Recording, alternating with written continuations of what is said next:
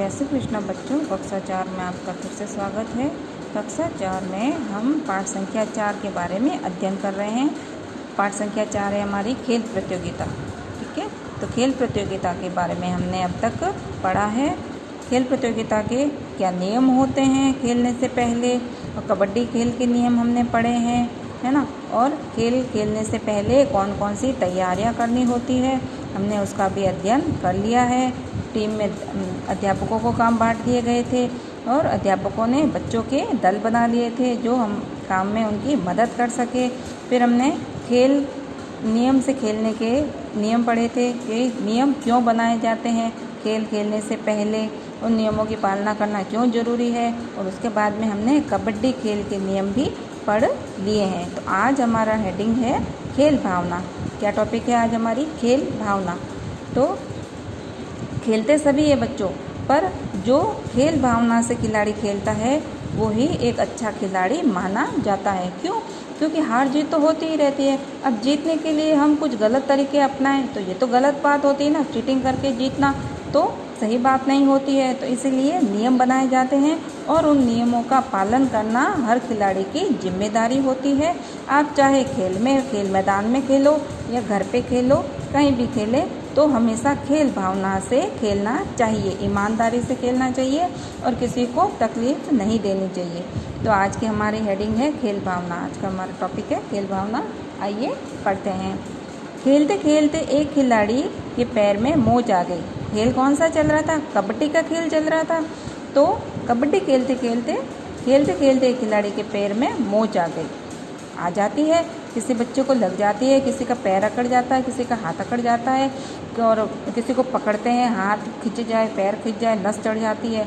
तो ये सारी चीज़ें तो खेल में होती रहती है। तो खेलते खेलते एक खिलाड़ी के पैर में मोच आ गई। तुरंत उस दल के खिलाड़ी दौड़ पड़े।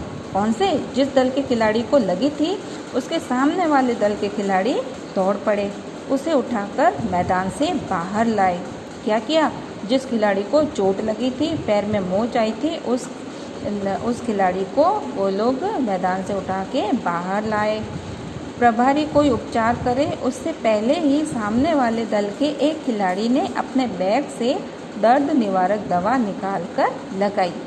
अब जो प्रभारी थे, है ना, जो टीम के प्रभारी थे, हेड थे, उन्होंने वो इलाज करे, उन बच्चों तक पहुँचे उससे पहले ही जो सामने वाली जिस बच्चे को लगी थी उसके सामने वाली जो टीम थी, उस टीम के एक लड़के ने क्या किया? अपने बैग में से दवाई निकाली और फटाक से उस बच्चे को लगा दी जहां उसे पैर में मोच आई थी। तो फर्स्ट एड किट के बारे में हमने पढ़ा था ना, प्राथमिक उपचार पेटी। तो उसमें क्या होता है? पट्टी होती है, डेटॉल होता है, एंटीसेप्टिक क्रीम होती है। एंटीसेप्टिक क्रीम मतलब दर्द निवारक दवाइयाँ होती है, कैंची होती है, पट्टी होती है, रुई होती है, ये सारी चीज़ें। अब देखो खेलते खेलते चोट लग गई ना, तो वो प्राथमिक उपचार पेटी काम आ गई।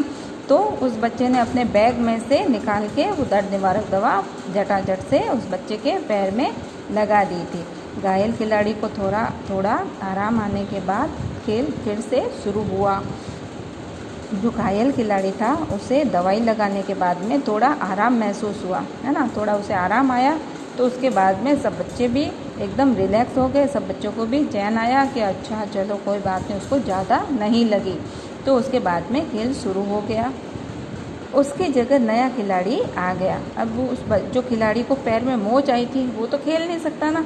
क्यों? क्योंकि मोच आई हुई है पहले से ही उसको, और क्या पता ज़्यादा लग गई तो अब वो खेलने के लायक नहीं रह गया। तो उस खिलाड़ी की जगह पे दूसरे खिलाड़ी को लिया गया। तो नया खिलाड़ी उसकी जगह पे आ गया था। सोचिए और बताइए। प्रश्न है कि टीम के साथियों ने घायल खिलाड़ी की सहायता क्यों की? क्यों करते हैं हम किसी की सहायता? कोई कारण होता है ना, इसीलिए मदद करते हैं हम, भले खिलाड़ी हो या कोई भी हो। तो खेल भावना के कारण टीम के साथियों ने सहयोग और खेल भावना के कारण घायल खिलाड़ी की सहायता की थी, है ना। अब बच्चों, आपको जब भी कोई असहाय दिखे या जब भी कोई चोटिल दिखे तो बिना किसी हिचक के आपको तुरंत उसकी सहायता करनी चाहिए। जो आपसे बन पड़े आपको उसको आपके पास अगर दवाई है तो दवाई लगा दीजिए। खाने पीने की टैबलेट वगैरह मत देना।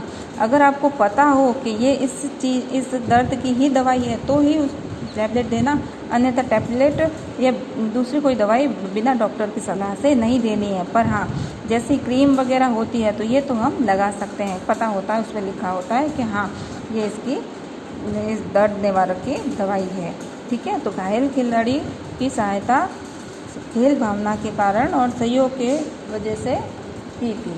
ठीक है, जो टीम सामने खेल रही थी उसने घायल खिलाड़ी को दवा क्यों लगाई होगी?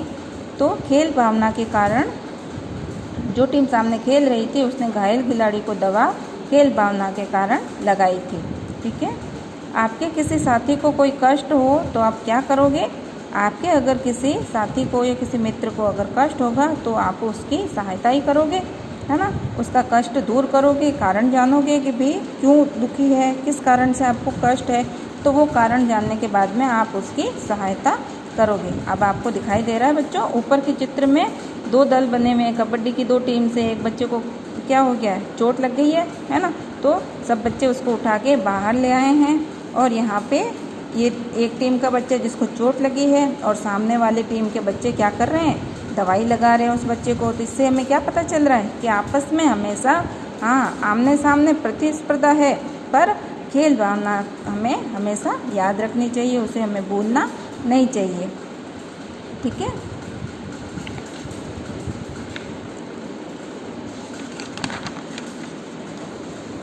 अब खेल के साथ मनोरंजन भी। अब खेल प्रतियोगिता हो रही है, बहुत सारी टीमें आई हुई है ना। विद्यालय में बहुत सारी टीमें आई हुई है, आके रुकी हुई है। तो खेल के साथ मनोरंजन भी बहुत ज़रूरी है। तो आइए देखते हैं कि खेल के साथ मनोरंजन कैसे हुआ। नीलम और आरिफ घायल खिलाड़ी से बातें करने लगे। अब कबड्डी का मैच हो गया था, एक टीम जीत गई थी और दूसरी टीम के पॉइंट कम थे तो वो टीम हार गई थी। तो नीलम और आरिफ घायल खिलाड़ी से बातें करने लगे। उसने कहा मेरी टीम के खिलाड़ी और मैं विद्यालय स्तर की प्रतियोगिता में तो एक दूसरे से जीतने के लिए कोशिश करते रहते हैं। ठीक है, अब होता क्या है, सभी जीतने की कोशिश करते हैं। कौन चाहेगा कि मेरी टीम हार जाए? कोई नहीं चाहता ना कि मेरी टीम हार जाए, सब जीतने की कोशिश करते हैं। तो विद्यालय स्तर की प्रतियोगिता में तो एक दूसरे से जीतने की कोशिश करते रहते हैं। पर आज हम सभी साथ साथ एक टीम में खेल रहे हैं, है ना। तो सभी क्या कर रहे हैं, एक साथ एक टीम बन के खेल रहे हैं। आज रात सभी टीमों का एक सांस्कृतिक कार्यक्रम होगा। क्या होगा? सांस्कृतिक कार्यक्रम मतलब अपनी संस्कृति से जुड़ा हुआ, जिसमें नाच गाना होगा, नाटक होगा, कोई कविता सुनाएगा, कोई हंसाएगा। तो ये सारे सांस्कृतिक कार्यक्रम होंगे, तुम भी ज़रूर आना। तो एक दूसरे को न्योता मिल रहा है कि रात को सांस्कृतिक कार्यक्रम होगा तो सभी को आना जरूरी है। विद्यालय के सभी बच्चे खिलाड़ियों का सांस्कृतिक कार्यक्रम देखने गए, है ना। जो बच्चे खेल रहे थे वो भी विद्यालय पहुँचे और जो बाहर के बच्चे थे जो नहीं थे खेल में, वो बच्चे भी खिलाड़ियों का सांस्कृतिक कार्यक्रम देखने विद्यालय पहुंच गए। वहाँ सभी मिलकर गीत गा रहे थे। सभी क्या कर रहे थे? गीत गा रहे थे। दिन भर की थकान थी, खेल के मारे उनको क्या हो रहा था, थकान तो होती है खेलने के बाद में, पर जब बच्चे होते हैं साथ मिल जाते हैं तो सारी थकान भूल जाते हैं। तो वहाँ सभी मिलकर गीत गा रहे थे। किसी ने नृत्य दिखाया, मतलब डांस दिखाया, किसी ने एकल अभिनय किया, मतलब नाटक किया, किसी ने कुछ भी बन के। एक विद्यालय ने हरीशचंद्र नाटक का मंचन किया। अब बहुत सारे विद्यालय की टीमें आई हुई थी, तो किसी विद्यालय के बच्चों ने नृत्य किया, डांस किया, किसी विद्यालय के बच्चों ने एकल अभिनय किया, मतलब नाटक किया, और किसी विद्यालय के और हरीशचंद्र नामक नाटक किया किसी और विद्यालय के बच्चों ने। आरिफ और नीलम ने देखा कि सभी हंसी खुशी एक दूसरे का सहयोग करते हुए कार्यक्रम में भाग ले रहे हैं। आरिफ और नीलम ने क्या देखा कि सभी बच्चे दिन की हार जीत को भुला के एक दूसरे का सहयोग करते हुए कार्यक्रम में भाग ले रहे हैं। और होना भी यही चाहिए बच्चों, ऐसे नहीं कि हमें उस टीम ने हरा दिया है तो वो हमसे अच्छी टीम हो गई या फिर हम खराब खेले। नहीं, हार जीत तो होती ही रहती है बच्चों, हारना जीतना तो होता ही रहता है। तो ये सांस्कृतिक कार्यक्रम भी ज़रूरी है। इससे क्या होता है, एक दूसरे के जो मनमुटाव होता है, जो हार जीत का गम होता है, वो भूल के अच्छे से मन फिर से प्रसन्न हो जाता है, एक दूसरे को खुश देख के। और एक दूसरे को सहयोग हमेशा करते रहना चाहिए।